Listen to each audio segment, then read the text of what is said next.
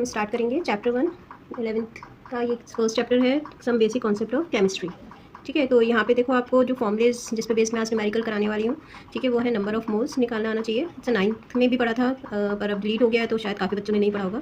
ठीक है, तो एन कैसे होता है, जो नंबर ऑफ मोल्स होते हैं उनको हम स्मॉल एन से डिनोट करते हैं and it is given by given mass upon molecular मास या फिर given particles upon Avogadro number. ठीक है, अब यहाँ पे इसको आप ऐसे डिनोट कर सकते हो एन, गिवन मास को डब्ल्यू और मॉलिकुलर मास को कैपिटल एम। सेम ऐसे ही गिवन पार्टिकल्स को एन और एवोगाड्रो नंबर को एन नॉट। ठीक है, और एन नॉट जो होता है वो एवोगाड्रो नंबर होता है, उसकी जो वैल्यू है वो आप 6.023 × 10⁻23 याद कर लो। एंड इवन 6.022 भी समटाइम्स ये यूज़ कर लेते हैं जब आपका कैलकुलेशन मतलब ऐसा लगता है कि आपको इवन डिजिट चाहिए और वो कट हो रहा है तो आप ले सकते हो। ठीक है, फिर नेक्स्ट फॉर्मूला जो आपको करना है that is of molarity. Molarity जो होती है वो कैसे दी जाती है, गिवन मास अपॉन मॉलिकुलर मास, मतलब नंबर ऑफ मोल्स किसके, सॉल्यूट के, upon volume of solution which अगर वो ml में है तो 1000 से इंटू करना है। ठीक है, इसको आप ऐसे भी लिख सकते हो W/m into volume of solution ml में है तो 1000 से इंटू करेंगे, but if it is given in litre then there is no need to multiply it with 1000। Okay, then molarity का फॉर्मूला क्या होता है, given mass upon molecular mass, again वही सेम जो आपके सॉल्यूट के पार्टिकल्स है, मोल्स हैं, वही लेने हैं। ठीक, एंड उसको मास ऑफ सॉल्वेंट से इंटू करना है। Mass of solvent must be in KG और ग्राम, अगर ग्राम में है तो 1000 से इंटू करेंगे जैसे ऊपर करा था ml की वजह से, और यहाँ पे अगर केजी में है तो आप नहीं करेंगे। ठीक है, तो इसी पे बेस्ड आज हम न्यूमेरिकल करेंगे एनसीईआरटी के। तो जो एनसीईआरटी बेस्ड क्वेश्चन है वो मैं आपको बता देती हूँ। लोग first two 6 question exercise back question जो है एनसीईआरटी के फर्स्ट चैप्टर के वो करेंगे। तो उसमें पहला क्वेश्चन है to find the molecular mass of H2O, CO2 and CH4। तो देखो ये कैसे करना है, आई थिंक 9th में सबने करा है। तो यहाँ पे बस आपको मॉलिकुलर मास लिखना है और जो करस्पॉन्डिंग इसके जो आपके मासेस हैं वो डालकर और प्लस करते जाना है। जैसे कि आपका H2O है तो 2 हाइड्रोजन है तो 2 × 1 और ऑक्सीजन का 16 तो 18 हो गया। फिर CO2 का निकाला है तो 2 × 12, ठीक है, 12 होता है कार्बन का, 2 × 16 44 यूनिट हो गया। CH4 का निकालोगे तो 1 × 12 प्लस 4 × 1 16 यूनिट हो गया। ठीक है, तो ये सिंपल क्वेश्चन है, इसमें ज़्यादा कुछ था नहीं। नेक्स्ट है calculate the mass percent of different elements present in sodium sulphate. अब सोडियम सल्फेट क्या होता है, पहले तो सोडियम सल्फेट का फॉर्मूला लिख लो। तो Na2SO4 इज द फॉर्मूला। ठीक है, अब Na2SO4 का जब इन्होंने बोला है कि मास परसेंट निकालो, तो मास परसेंट इज कि आपको पहले इसका मॉलिकुलर मास निकालना होगा, और इसका मॉलिकुलर मास निकालेंगे तो 2 × 23, सोडियम का मास इज 23, 2 से इंटू करा, प्लस सल्फर का 32, देन 4 × 16। ठीक है, 4 एटम है ऑक्सीजन के और 16 इसका मॉलिकुलर मास है, तो ये 142 आ गया। अब जब मास परसेंट ऑफ सोडियम निकालोगे तो what you have to do कि जो भी परसेंटेज आप निकालते हो, जैसे सोडियम की है, इसके अंदर सल्फर की निकालनी है, ऑक्सीजन की निकालनी है, तो ये सोडियम की निकालनी है। तो सोडियम के देखो कितने आइटम्स हैं, 2 हैं, तो 2 हैं तो 2 ही आइटम का आप यहाँ पे ऊपर मास लोगे। ठीक है, मास परसेंट कैसे निकलती है, मास परसेंट निकलती है जिसका भी आपको परसेंट निकालना है उसका मास ऊपर और टोटल मास जो होता है वो नीचे रखा जाता है एंड इंटू 100। तो यहाँ पे 2 आइटम्स है तो 2 × 23 अपॉन 142 जो आपने निकाला था और इंटू 100, तो ये इतना परसेंट आपका आ गया सोडियम का। ऐसे सल्फर का सिर्फ एक ही आइटम है तो 32 अपॉन 142 इंटू 100, तो ये आपका आंसर आ गया। ऐसे ऑक्सीजन का निकालोगे तो 4 × 16, क्योंकि 4 आइटम है ऑक्सीजन के और 16 इसका मॉलिकुलर एटॉमिक मास होता है अपॉन 142। ठीक है, और इंटू 100, तो आपके पास इसका परसेंटेज आ गया। तो ये क्वेश्चन बहुत सिंपल क्वेश्चन है। ठीक, अब इसके बाद हम करेंगे थर्ड क्वेश्चन एम्पिरिकल फॉर्मूले के ऊपर है, मॉलिकुलर फॉर्मूले के ऊपर है। ये हम नेक्स्ट वीडियो में या नेक्स्ट टू नेक्स्ट वीडियो में जैसे वो कॉन्सेप्ट में थोड़ा सा पढ़ा दूंगी तो करेंगे। फिलहाल जो आपके जो क्वेश्चन है जो मॉलिकुलर मास पे, नंबर ऑफ मोल्स पे, मोलैरिटी पे वो हम कवर करेंगे इस वीडियो में। ठीक है, अब फोर्थ क्वेश्चन पे आ जाओ। फोर्थ क्वेश्चन में क्या बोला गया है, फोर्थ क्वेश्चन इज आपका calculate amount of carbon dioxide, ठीक है, कुड बी प्रोड्यूस्ड। तो कार्बन डाइऑक्साइड कितना प्रोड्यूस हो रहा है when 1 mole of carbon is burned. तो यहाँ पे आप देखो क्या बोला गया, calculate amount of carbon dioxide that could be produced when 1 mole of carbon is burned in air, first part. Second, 1 mole of carbon is burned in 16 gram of dioxygen and 2 moles of carbon are burned in 16 gram of dioxygen. तो ऐसे question में क्या होता है, पहले आपको equation लिख लेनी चाहिए। तो आपने जैसे ये इक्वेशन लिख लो, इक्वेशन में आपने क्या लिखा, C+O2 गिव CO2। ठीक है, ये सिंपल एक रिएक्शन आपने कार्बन ऑक्सीजन की दी, क्योंकि जो भी क्वेश्चन है वो कार्बन का बर्निंग के ऊपर है, कार्बन डाइऑक्साइड की फॉर्मेशन कैसे होती है, C+O2 गिव CO2 से। तो वही आपने रिएक्शन दिया। अब यहाँ पे इसको बैलेंस कर लिया, तो बैलेंस करा तो बैलेंस में कुछ भी चेंज नहीं आया, तो आपने बोला इसका 1 मोल, तो इसके आगे जो ये नंबर है ये 1 है, तो 1 मोल कार्बन का, 1 मोल ऑक्सीजन का, 1 मोल ही किसका है, CO2 का। ठीक है, ये रिएक्ट करता है, दोनों 1 मोल और 1 मोल CO2 बनाता है। तो अगर मैं 1 मोल का जो मास निकालूंगी उसको हम मोलर मास भी बोल देते हैं। ठीक है, 1 मोल मास को हम और क्या बोलते हैं, 1 मोल मास इक्वल्स टू मोलर मास। तो मोलर मास अगर कहीं पे लिखा हुआ आता है तो याद रखना मोलर मास का मतलब 1 मोल का मास। ठीक है, तो किसी के भी 1 मोल के मास को मोलर मास बोलते हैं। तो अब आपने क्या करा, 1 मोल कार्बन का 12 ग्राम का होगा। अगर हम ऑक्सीजन का निकालते हैं, जरूरत नहीं थी इसलिए नहीं निकाला था यहाँ पे, बट आप निकालो तो यहाँ पे क्या होगा, नेक्स्ट इसमें मैंने यहाँ पे लिख रखा है क्योंकि यहाँ पे आपको रिक्वायर्ड है, यहाँ पे नहीं था तो इसलिए मैंने नहीं लिखा है, पर आप लिख सकते हो कि यहाँ पे ऑक्सीजन का कितना है, तो 2 × 16 दैट इज 32 ग्राम। ठीक है, और CO2 का कितना है, तो CO2 का अगर आप मोलर मास निकालोगे तो कैसे निकालोगे, कार्बन का 12, ऑक्सीजन का 16 × 2। ठीक है, क्योंकि कार्बन है एक और 2 ऑक्सीजन है, तो ये आपका कैलकुलेट करके 44 ग्राम आ जाएगा। तो this is CO2 molar mass, ठीक है। तो ये CO2 का मोलर मास है। अब फर्स्ट पार्ट में बोला है इन्होंने कि 1 mole of carbon is burn in air. अगर 1 मोल कार्बन आप बर्न करते हो तो कितना CO2 मिल रहा है, तो हमें दिख रहा है कि 1 मोल अगर हम बर्न करते हैं तो 44 ग्राम ऑफ CO2 हमें मिल रहा है। अब आप सीधा सीधा लिखोगे amount of CO2 produced is 44 ग्राम। तो ये हमारा पहला पार्ट हो जाता है कि 1 मोल CO2 से हमें सिर्फ 44 gram of 1 mole of carbon burn two gives 44 gram of CO2, ठीक है। सेकेंड पार्ट में आपको क्या बोल दिया, सेकेंड पार्ट में बोला है कि आपका 1 मोल लेना है कार्बन, 1 मोल क्या लेना है, कार्बन लेना है 1 मोल, ठीक है। और जो बर्न करना है वो 16 ग्राम ऑफ ऑक्सीजन में करना है, मतलब ऑक्सीजन सिर्फ 16 ग्राम चाहिए, जबकि यहाँ पे हमें कितनी दे रखी है 32, क्योंकि हमने जो स्टैंडर्ड कंडीशन है वो क्या लिखी है, स्टैंडर्ड कंडीशन अगर हम देखें तो यहाँ पे सिंपली है कि 1 मोल 1 मोल और 1 मोल, ठीक है। और यहाँ पे 12 ग्राम 1 मोल का मोलर मास है और यहाँ पे 32 ग्राम है। तो हमें क्या समझ में आ रहा है कि इसके 12 ग्राम को 32 ग्राम ऑक्सीजन चाहिए, कम से कम 32 ग्राम चाहिए, ठीक है, जिससे कि 44 ग्राम ऑफ CO2 ऑब्टेन होगा। इस लॉ को हम मल्टीपल प्रोपोर्शन लॉ भी बोलते हैं, ठीक है। अब क्या हुआ, इन्होंने बोला कि भाई इसको तो 1 मोल ही रखा, मतलब 12 ग्राम ही रखा, पर इसको 16 कर दिया ऑक्सीजन को, तो यहाँ पे CO2 कितना ऑब्टेन होगा, तो CO2 कितना मिलेगा। तो आपने कहा कि भाई अब आप देखो कि कार्बन तो वही है पर ऑक्सीजन आपने कम कर दिया, तो जो चीज़ आपने कम कर दी होती है और जो रिएक्शन को आगे बढ़ने से रोकती है, क्योंकि 12 ग्राम जो 12 ग्राम कार्बन है that need exactly 22 gram of O2, पर यहाँ पे हमें सिर्फ 16 ग्राम है, तो इसका मतलब ये क्या हो गया, लिमिट कर रहा है रिएक्शन को, ये आगे प्रोसीड नहीं करने देगा, क्योंकि 16 ग्राम सिर्फ 6 ग्राम ऑफ कार्बन की रिक्वायरमेंट होगी 16 के लिए, आधी। अगर इसका 1 मोल है तो इसका 1 मोल ही चाहिए, अगर इसका हाफ करोगे तो ये भी हाफ होगा, ठीक है। तो हमने कहा भाई ये लिमिट कर रहा है, तो इसको हम लिमिटिंग रिएजेंट बोलते हैं, दिस इज लिमिटिंग रिएजेंट, कि भाई ये लिमिट कर रहा है। तो आप बोलोगे कि भाई हमारा तो ये 16 ग्राम कम पड़ेगा, यहाँ पे 16 और होता तो 44 बन जाता।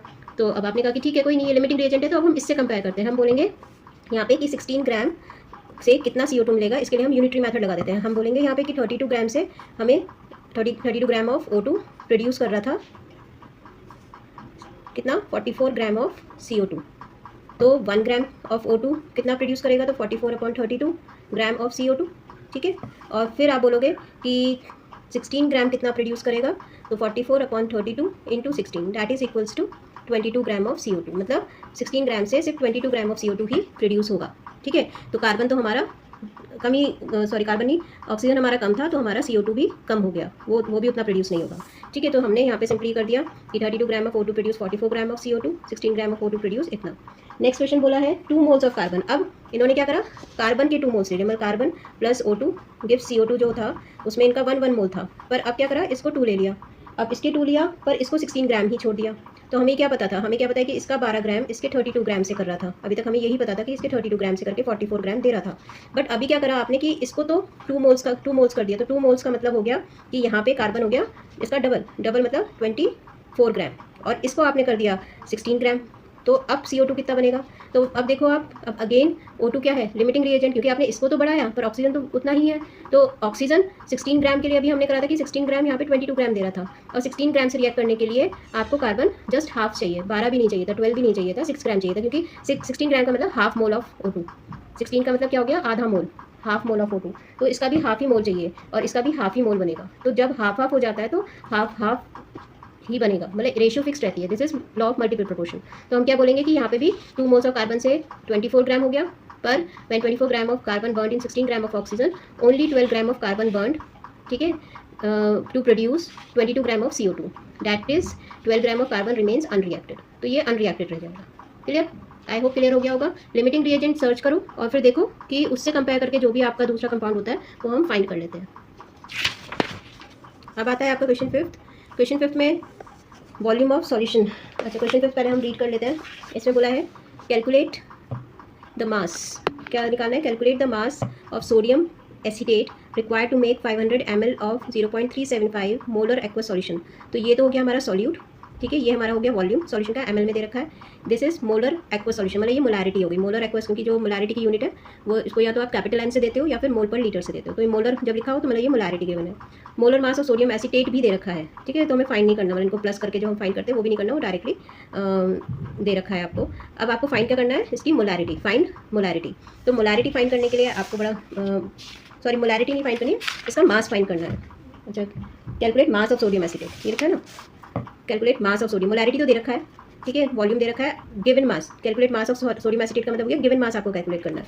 तो गिवन मास के लिए आपने कहा कि भाई हमें क्या क्या चीज़ें गिवन है, पहले हम लिख लेते हैं। तो हमारे पास क्या क्या गिवन है वो लिख लो कि हमें क्या क्या गिवन है। हमें यहाँ पे गिवन मास तो निकालना है, मोलर मास आपको दे रखा है कितना, 82.0245 ग्राम पर मोल, ठीक है। फिर आपको वॉल्यूम ऑफ सॉल्यूशन भी दे रखा है, कितना दे रखा है, 500 ml, ठीक। देन आपको और क्या दे रखा है, मोलैरिटी दे रखी है।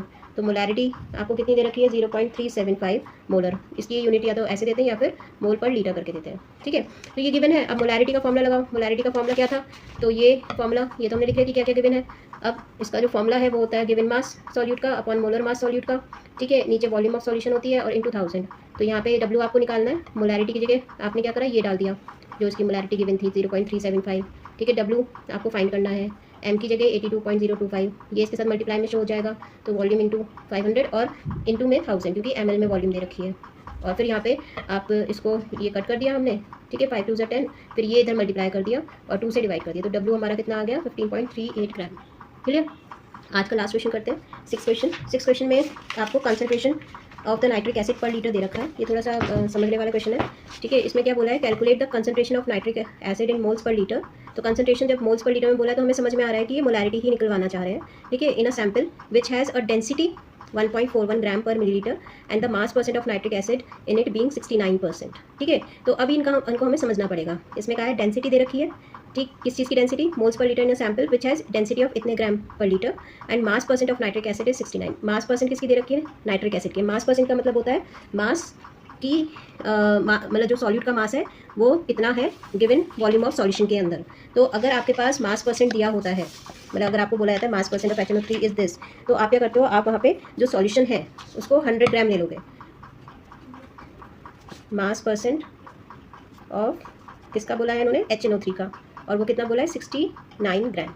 तो अब इसका मतलब क्या हो गया कि 69% मास परसेंट बोला है इतना। तो अगर हम 69 को अपॉन 100 इंटू 100 करेंगे तो then it will come like this. तो 69% मतलब कि 100 में से 69%, तो ये क्या हो गया, मास ऑफ सॉल्यूशन, और ये क्या हो गया, मास ऑफ सॉल्यूट। मतलब HNO3 अगर 69 ग्राम है 100 ग्राम ऑफ सॉल्यूशन के अंदर, तो हम उसको क्या बोलेंगे, मास परसेंट ऑफ HNO3 इज 69%। तो बेसिकली मास परसेंट होता है आपका mass of solute upon mass of solution, मतलब सॉल्यूशन में कितना सॉल्यूट प्रेजेंट है वो आपका मास परसेंट बताता है। तो हमने अगर कहा कि 69% बोला है तो in 100 gram of solution we have 69 gram of HNO3, ठीक है। अब देखो हमें यहाँ पे मास भी पता चल गया सॉल्यूशन का, और हमें डेंसिटी भी दे रखी है सॉल्यूशन की। Density of solution is 1.41 gram पर ml, ठीक है। तो यहाँ से हम वॉल्यूम निकाल सकते हैं मास अपॉन डेंसिटी करके। तो मास इज 100, किसकी वॉल्यूम निकाल रहे हो, ये सॉल्यूशन की वॉल्यूम है, this is volume of solution जो हमें मोलैरिटी निकालने में हेल्प करेगी। तो 100 अपॉन 69, ठीक है, सॉरी 100 अपॉन 1.41, ठीक है। तो जब आप इसको डिवाइड करोगे तो you will get volume in ml। अब हम इसको कंप्लीट समझ में आ जाए कि मोलैरिटी क्या था हमारा, molarity is given mass upon molecular mass into volume into 1000 अगर ये ml में होता है। तो ये W हमें 69 दे रखा है, ठीक है। कैपिटल M हमें कितना दे रखा है, ये हमने कैलकुलेट करा है, HNO3 का मॉलिकुलर मास। वॉल्यूम जो हमारा था 100 अपॉन 1.41 और ये ml में था तो इंटू 1000।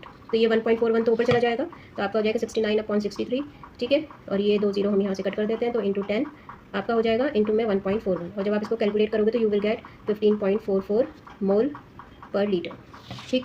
ये आपका आंसर है। तो ऐसे हमने ये 6 नहीं 5 ही क्वेश्चन करे हैं, ठीक है। आगे के क्वेश्चन हम नेक्स्ट वीडियो में कंटिन्यू करते हैं। आप इन क्वेश्चंस को अच्छे से प्रैक्टिस करो, कॉन्सेप्ट समझो, बिकॉज ये कॉन्सेप्ट यहाँ पे तो है ही इंपॉर्टेंट, 12th में भी बहुत काम आने वाला है, ठीक है। तो प्रैक्टिस करो अच्छे से। कोई क्वेरी है या कोई भी प्रॉब्लम है तो लीव अ कमेंट और लाइक सब्सक्राइब जरूर करना। And thank you so much.